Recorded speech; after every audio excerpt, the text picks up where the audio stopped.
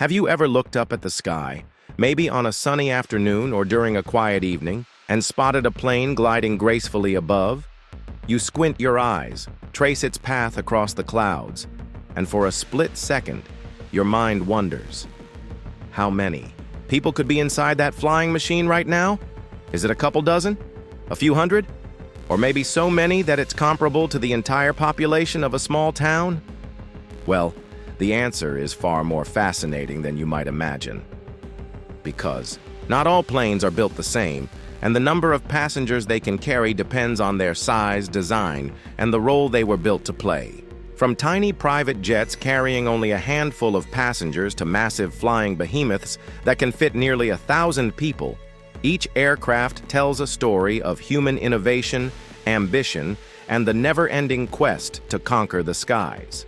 So, buckle up, because today we're going on a journey that will take us inside the cabins of the smallest private jets, the most common commercial planes, and the gigantic flying cities that push the limits of what's possible in aviation. And trust me, by the end of this video, the next time you look up at the sky, you'll never see an airplane the same way again. When people think of airplanes, most picture the large jets they've flown in on family vacations. But in reality, the world of aviation begins with much smaller machines, planes designed for exclusivity, privacy, and speed. Take private jets, for example. These aircraft are the choice of world leaders, celebrities, and business tycoons. They aren't built to carry hundreds of people. Instead, they're designed for comfort. Some private jets carry just 4 passengers. That's it.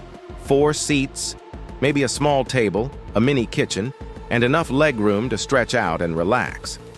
A Cessna Citation, one of the most popular business jets, usually carries between 6 and 12 passengers.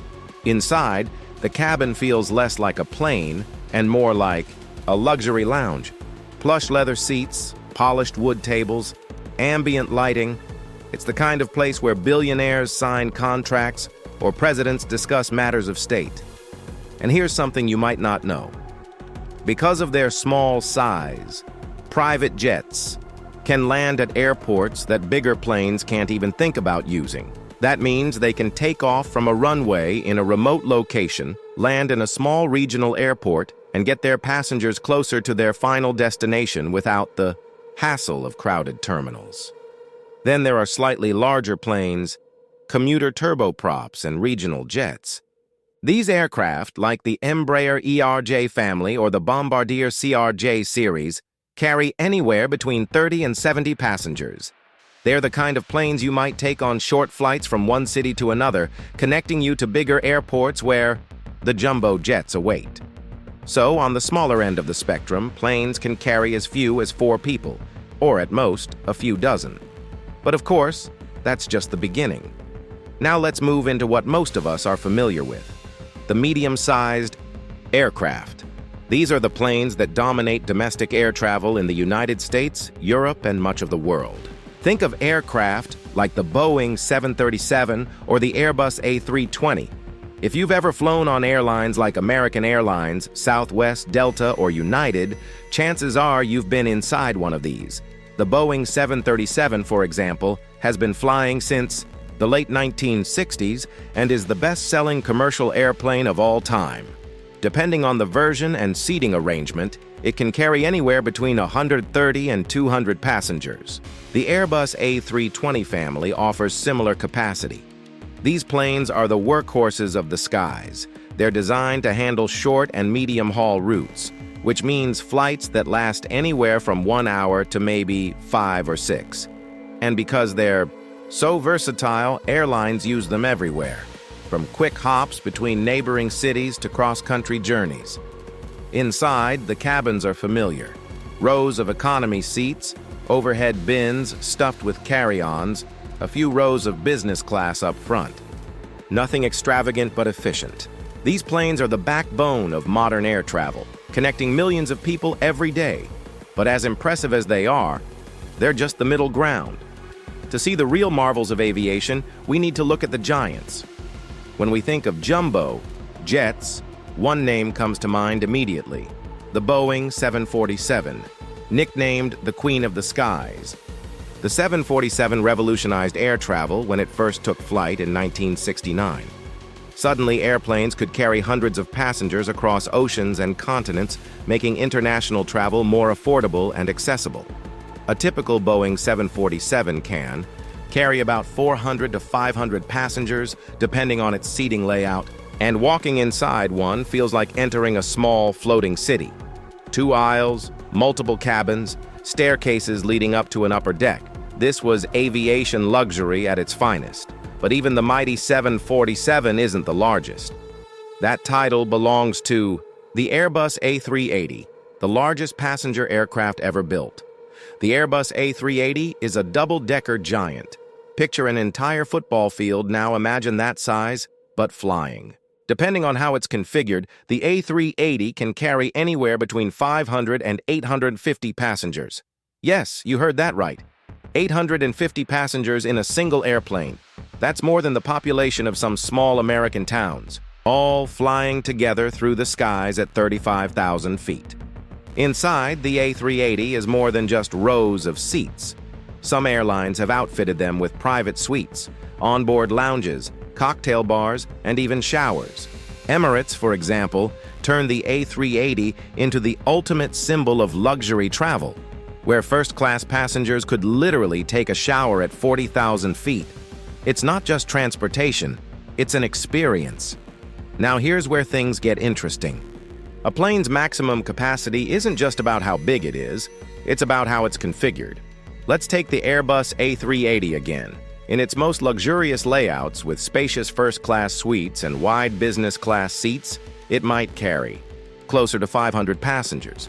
But in an all-economy layout, it could theoretically carry over 850 people. That's like fitting an entire high school, or a whole stadium section, into one aircraft. The same goes for other planes. Airlines have to make trade-offs. Do they want to maximize passenger numbers, or do they want to maximize comfort and attract premium-paying travelers? For example, low-cost carriers often cram more economy seats into their planes while full service. Airlines prioritize legroom and upgraded cabins, but it doesn't stop there. Regulations, weight limits, and safety requirements also play a role.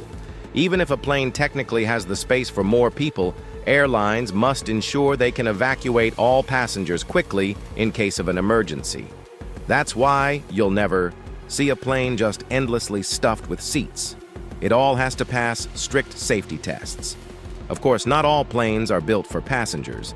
Some of the largest aircraft in the world are cargo planes, designed to carry goods, vehicles, and even entire helicopters.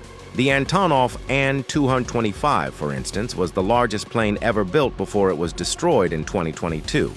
It wasn't meant for passengers. It was meant to haul massive payloads.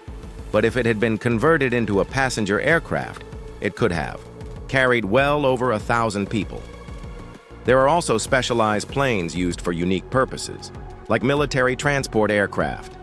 The Lockheed C-5 Galaxy, for example, is one of the largest military planes in the world, capable of carrying tanks, trucks, and troops across continents. So, while passenger planes are designed around comfort and safety, cargo and military aircraft show just how far aviation engineering can push the limits of size and capacity. Numbers are impressive: 400 passengers here, 850 there. But what does it feel like to actually be inside one of these planes? On a small private jet, it feels personal, almost intimate. You know everyone on board. You can look around and see every single passenger in a matter of seconds. It feels like a shared space. On a medium-sized jet like a Boeing 737, it feels familiar. You're packed in with about 150 other travelers, but it's manageable.